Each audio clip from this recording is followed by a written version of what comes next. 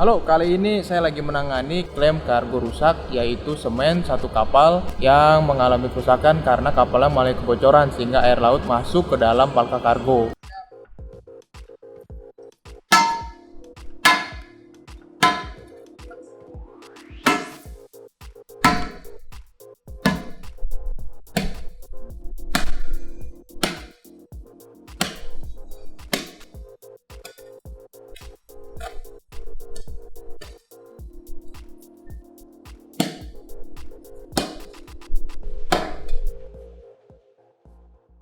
Halo, kali ini saya lagi survei klaim semen keras karena kapalnya mengalami kecelakaan hingga bocor ke palka kapal.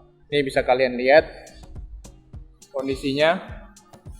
Ini satu palka kondisinya sudah keras.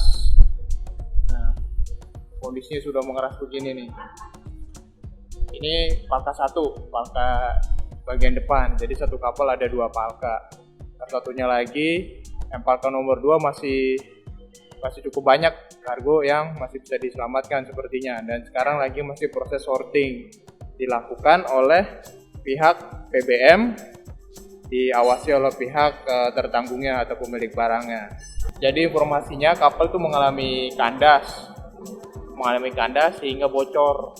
Dia bocor di haluannya dan ada retakan hingga air masuk ke dalam palka.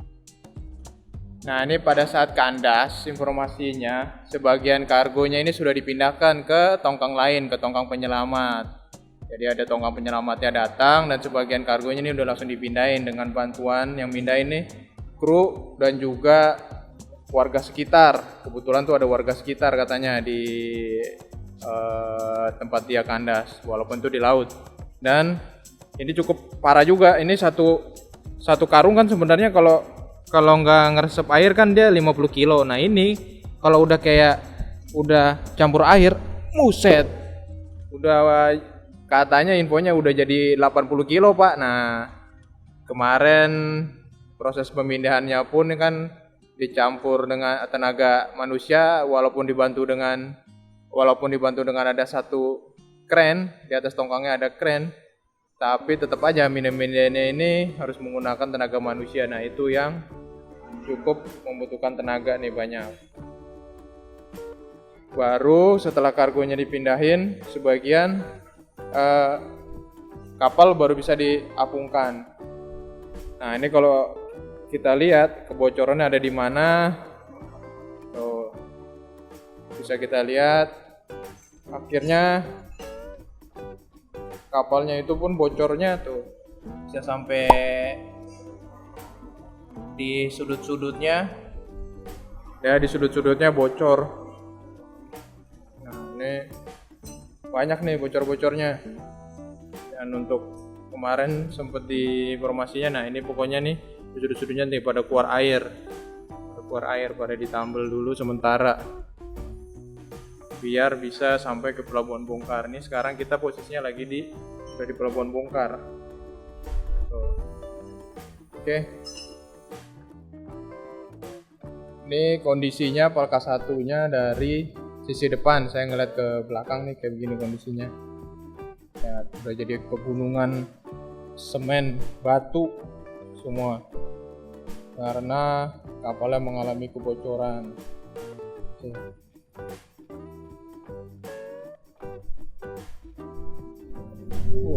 Ini juga hati-hati juga naik-naiknya, jangan sampai jatuh, bahaya.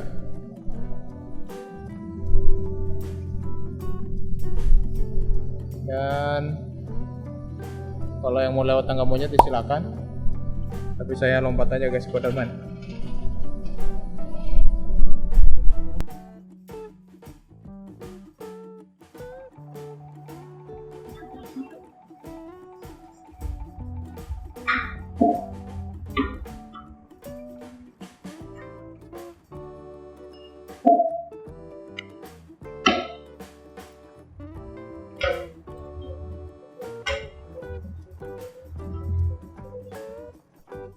Ya, tolong ya Pak, ininya. Ya.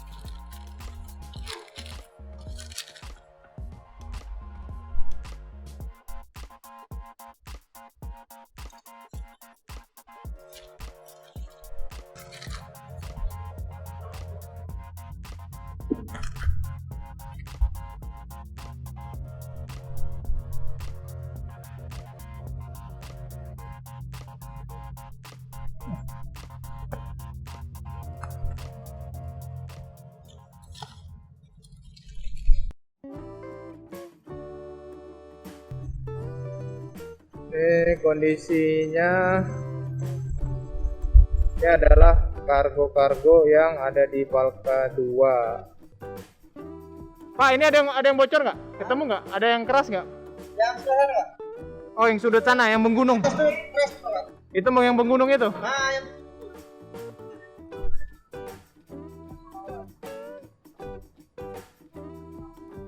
di atas juga tuh. Yang di atas itu ya? Kalau ini yang di bawah situ, Pak? Udah beku juga? Berarti bocornya kayaknya di daerah sana ya? Bocornya sebelah sana. Yang sini kiri. Yang sebelah sini kiri. Oke. Ini aku tahu bawahnya.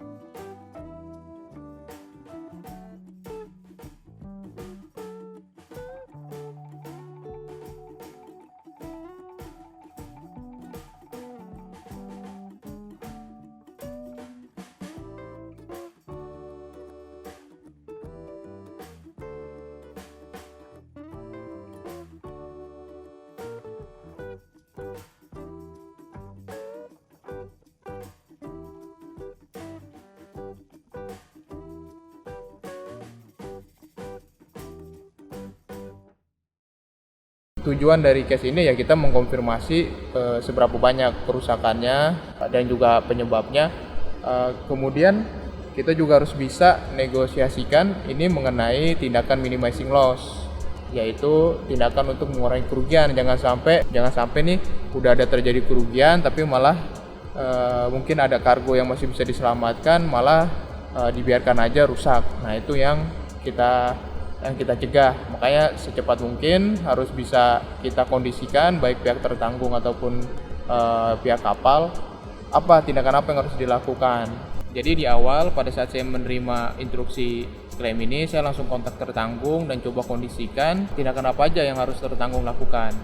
Contohnya, kita minta ke tertanggung nanti kalau pada saat kapal sampai langsung segera mungkin dilakukan sortir atas kargo sehingga kargo yang masih kondisi baik masih bisa diterima. Tindakan minimizing loss atau tindakan untuk mengurangi nilai kerugian itu diatur di dalam polis ACC ataupun PSA PBI. Jadinya pada saat terjadi kerugian, pihak tertanggung mempunyai kewajiban buat untuk melakukan tindakan-tindakan mencegah ataupun untuk mengurangi kerugian.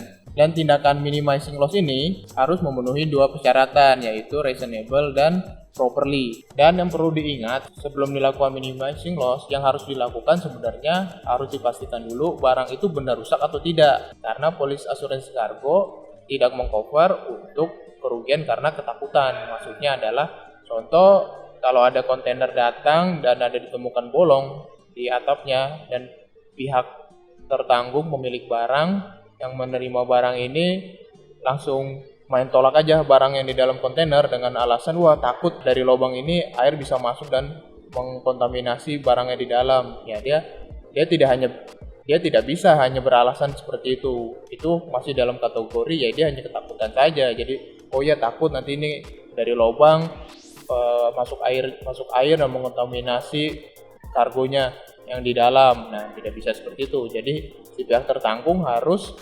ambil sampel tuh barang, dicek ke laboratorium, dites apakah benar dia mengalami kontaminasi dan apakah benar barang ini sudah menjadi out of spec jadinya. Nah, itu adalah cara untuk membuktikan barang itu rusak. Nah, kalau barang ini sudah terbukti rusak, nah barulah dilakukan tindakan minimizing loss. Jadi kalau barangnya ini sudah kondisi baik, ya buat apa lagi dilakukan tindakan minimizing loss kan? Oke, lanjut. Kalau misalnya barang ini udah terbukti, oh iya emang benar barangnya rusak, nah barulah dilakukan tindakan minimizing loss. Untuk saat ini saya sih belum pernah menemukan ya ada aturan baku mengenai tindakan minimizing loss itu apa aja yang harus dilakukan. Tapi kalau sesuai dengan pengalaman saya, sebenarnya tindakan minimizing loss itu ada 3 dan ini harus dilakukan dengan dari urutan yang pertama sampai yang ketiga. Jadi urutan pertama adalah tindakan sortir, kedua adalah tindakan rekondisi atau perbaikan, dan yang ketiga adalah dilakukan penjualan salvage. Jadi kalau misalnya nih ada barang rusak ya pada saat sampai ditemukan rusak oleh pihak tertanggung, ya langsung dilakukan yang step pertama yaitu dilakukan sortir.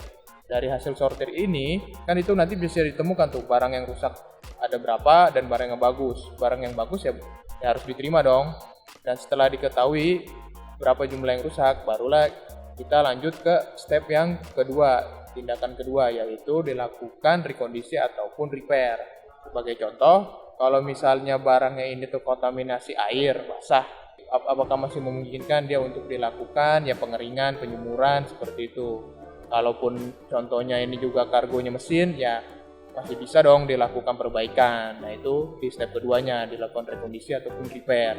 Tetapi setelah diselidiki ternyata barang ini waduh nggak bisa nih di repair ataupun direkondisi dengan alasannya apa. Nah alasan ini yang harus kita lihat dulu nanti apakah emang alasan ini cukup reasonable, cukup beralasan baik ya kan.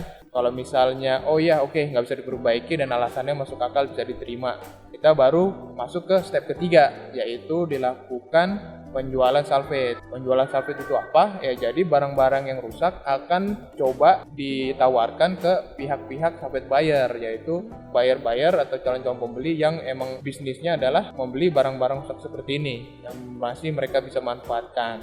Nah, jadi hasil dari penjualan salvage buyer ini yang akan mengurangi nilai klaim.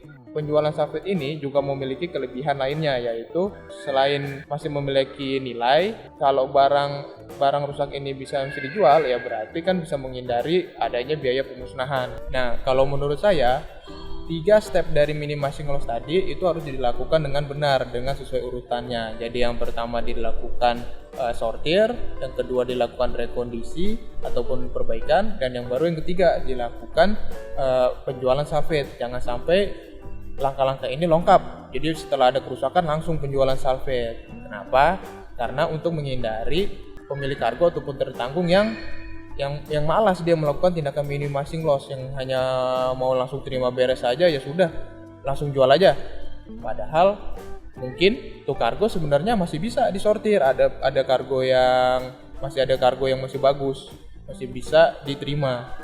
Dan jika ada tertanggung yang mempertanyakan kalau nanti mereka sudah melakukan tindakan minimizing loss lalu ada biaya yang keluar, nah ini siapa yang akan tanggung? Nah jangan khawatir, kalau di polis ICC ataupun PSA PBI itu emang diatur dapat di reimburse atau dibayar kembali oleh pihak asuransi. Cuman ada 2 syaratnya, yaitu tindakan dan juga biaya-biaya itu haruslah reasonable dan properly.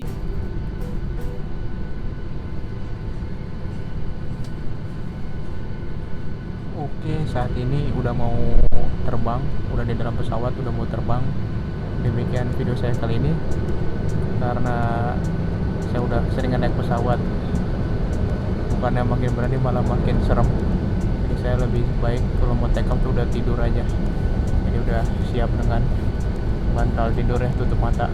Oke, Semoga video saya berguna dan menghibur. Ketemu lagi di video saya selanjutnya. Bye.